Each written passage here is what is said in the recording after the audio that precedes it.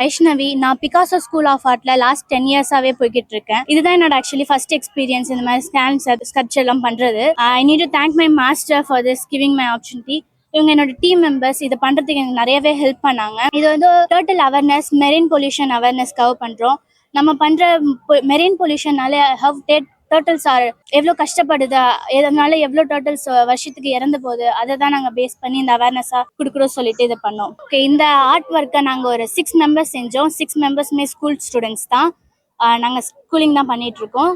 இது வந்து மெரின் பொல்யூஷன்னால எப்படி அந்த டோட்டல்லாம் ஹர்ட் ஆகுது, அதை வந்து பீப்புள்ஸ் ஹண்ட் பண்ணுறாங்க நிறைய பர்பஸ்க்காக. அந்த ஷெல்ஸ் அது எதுக்கு திருடி இல்லீகலாக மார்க்கெட்டில் விற்கிறதுக்காக ஹண்ட் பண்ணுறது, அப்புறம் எக்ஸை டேமேஜ் பண்ணுறது. இப்போ நிறைய ஆக்ட் இருக்குது, நிறைய டீம் இருக்குது சேவ் பண்ணுறதுக்கு. இதை ஆர்கனைஸ் பண்ணவங்களுக்கும் தேங்க்யூ சொல்கிறேன். ஏன்னா இந்த ஆப்பர்ச்சுனிட்டி கொடுத்து இப்போ இருக்க ஜென்ரேஷனுக்கு இந்த அவேர்னஸை கொடுக்க காமிச்சதுக்கு ரொம்ப நன்றி.